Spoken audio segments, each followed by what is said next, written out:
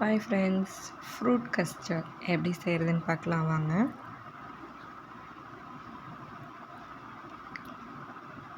ரெண்டு ஸ்பூன் பாலும் fruit custard பவுடரும் எடுத்து வச்சுக்கலாம். காய்ச்சின பால் 1/2 லிட்ரு பாலை அடுப்பில் வச்சு நல்லா சிம்மில் கொதிக்க விடணும்.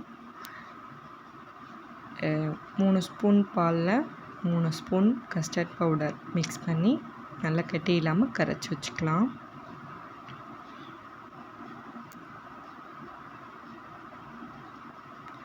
கரைச்சிட்டு நல்லா கெட்டி இல்லாமல் கரைச்சி வச்சுக்கலாம்.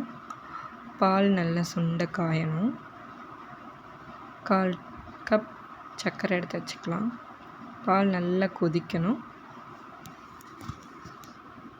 இந்த அளவுக்கு நல்லா கொதிக்கட்டும். கொதிக்கிற ஸ்டேஜில் இந்த 1/4 கப் சர்க்கரை சேர்த்துக்கலாம். சர்க்கரையை நல்லா மிக்ஸ் பண்ணிக்கோங்க. இந்த வெயில் டைமில் இது செஞ்சு சாப்பிட்லாம், நல்லா டேஸ்ட்டாக இருக்கும்.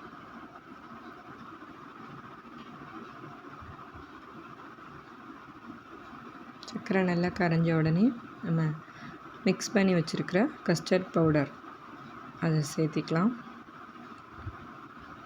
சேர்த்து நல்லா மிக்ஸ் பண்ணி விடுங்க. இந்த மிக்சர் சேர்த்த உடனே ஒரு 2 நிமிஷம் நல்லா கொதிக்க விட்டிங்கன்னா சிம்மில் கொதிக்க விடுங்க. ஒரு திக்கான கன்சிஸ்டன்சி வர வரைக்கும் சிம்லேயே ஒரு 2 நிமிஷம் வச்சுக்கலாம். நல்லா பால் நல்லா திக்காகும்.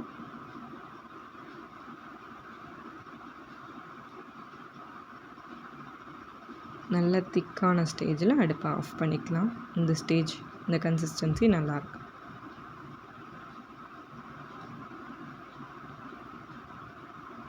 ரெண்டு நிமிஷம் நல்லா மிக்ஸ் பண்ணி அந்த கஸ்டர்ட் பவுடர் நல்லா பாயில் ஆனோடனையும்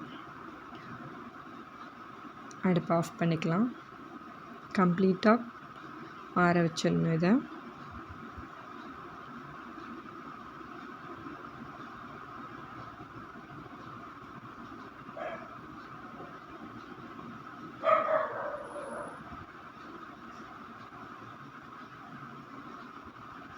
இந்த மாதிரி 2 நிமிஷம் கொதிச்சோன்னா நல்லா திக்கான கன்சிஸ்டன்சி வந்துடுச்சு. இதை ஆஃப் பண்ணிவிட்டு சூடு நல்லா ஆறுனதுக்கப்புறம்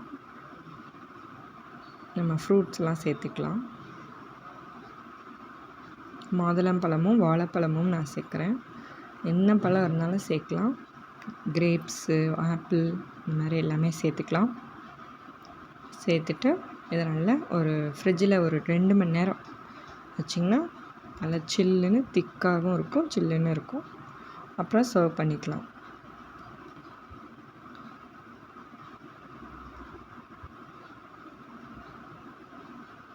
இது பவுலில் ட்ரான்ஸ்ஃபர் பண்ணி நம்ம ஃப்ரிட்ஜில் ஒரு 2 மணி நேரம் வச்சிங்கன்னா கூலான ஃப்ரூட் கஸ்டர்ட் ரெடி.